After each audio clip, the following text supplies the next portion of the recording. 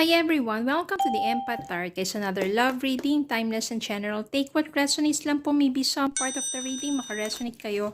Some part of it hindi. Totally makaresonate na parang kwento ninyo ito or hindi naman kaya. Since this is general reading, maraming mga energies, iba't ibang mga love connections. Pero tignan po natin kung anong papakita sa atin ngayon. And situations, mga gabay at aral sa buhay, pag-ibig, and life in general. Okay. Spirit, kayo send me messages. Anong love connections ito, lessons in life and guidance na nais yung ipabati sa amin, mga aral at gabay sa buhay, pag-ibig.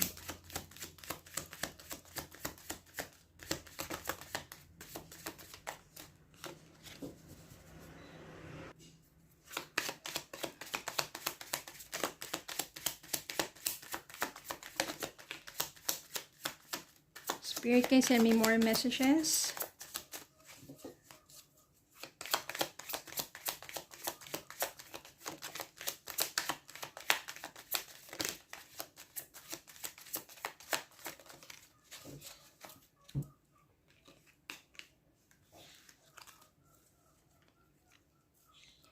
Four of Swords, Eight of Wands, Knight of Wands, the Hierophant, Seven of Cups, Four of Cups, Five of Pentacles, bottom of the deck, Death. So, meron po ditong Death card. Maganda to. Yung iba natatakot sa card na to, pero this means transformation, spiritual transformation, new beginnings. I can sense here para to sa mga no contact. Ang nangyari kasi dito, maaring nagkahiwalay kayong dalawa, emotional distress. Ayan.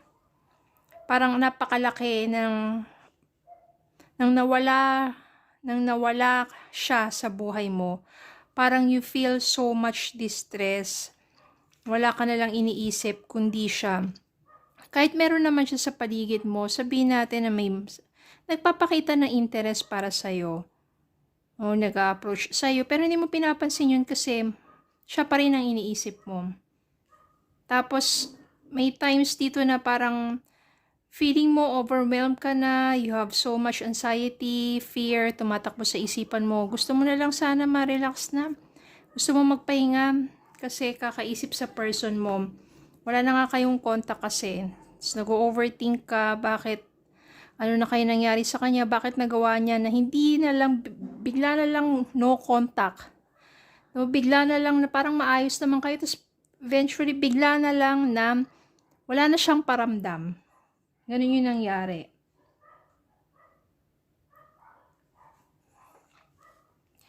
Ang dami mong mga dreams para sa inyong dalawa ng person mo. Ito yan, oh. Parang ang dami mong iniisip na parang dapat ganito naging ano namin. Bakit ganyan? Ang dami naming mga pangarap, ang dami naming mga iniisip together. Pero anong nangyari? Bigla na lang no contact. So nakakabahala talaga yun na parang wala kang maisip na dahilan. Tapos bigla na lang siyang hindi nagparamdam. Ano kaya nangyari sa kanya? I can sense here na merong pinagdadaanan yung person mo. At kaya nagawa niya na no contact muna kayo kasi nagdadaan siya dito sa spiritual transformation. Parang within do sa sarili niya maraming bumabagabag. Marami siyang iniisip, marami siyang frustration, anxiety, na hindi niya masabi sa'yo, especially kung long distance kayo Kaya napakahirap para sa kanya yung kalagayan niya, tapos malayo kayo sa isa't isa. Pero ang maganda dito, since merong spiritual transformation, mas manghihibabaw dito yung faith niya. Yung paniniwala niya at pagtitiwala niya, yung trust in the process, na magiging maganda talaga ang connection ninyong dalawa. Mau-overcome niya yung overthinking, yung mga anxiety na yon about your relationship. At mas maganda dito, may isip niya. Babalik yan, Knight of Wands, tsaka yung Eight of Wands. No, nandun kasi yung desire niya, yung kagustuhan niya na talagang mas makilala ka pa ng gusto, mas hindi lang, kasi I can sense here long distance to eh. Syempre, mas maganda naman na magkita kayo, magkasama kayong dalawa. Nandun yung desire sa kanya. Kaya dumating yung time sa kanya na overcome na niya yung mga kung ano-anong anxiety niya. Tapos, nandun na yung mas maganda, mas mangingibabaw yung gusto niya makita ka. Magre-reach out siya sa'yo.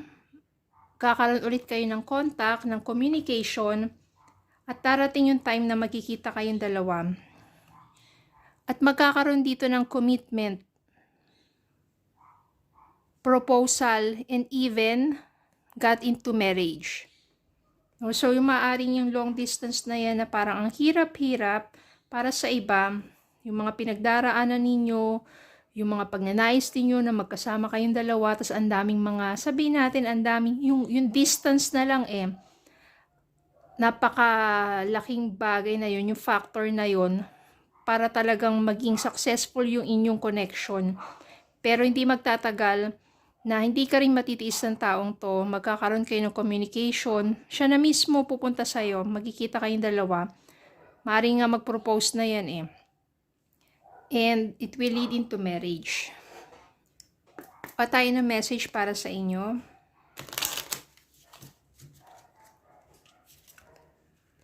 New love, a new chapter begins whether it is with a new partner or in a current relationship. So nakalagay dito new partner or in a current relationship. So maybe ito nga yung person mo. Ibig sabihin new love na yan is merong renewed feelings of love na akala mo wala na kasi biglang wala nang paramdam pero nandun yung transformation niya at mas lumakas pa yung feelings of love, kaya naging renewed love with your current relationship.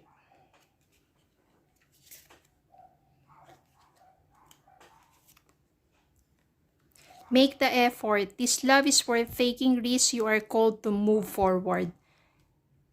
Yung person mo mag-e-effort na yan, kaya nga pupuntahan ka na yan para mag-meet na kayong dalawa. Let go of the need to control. Allow the situation to unfold naturally.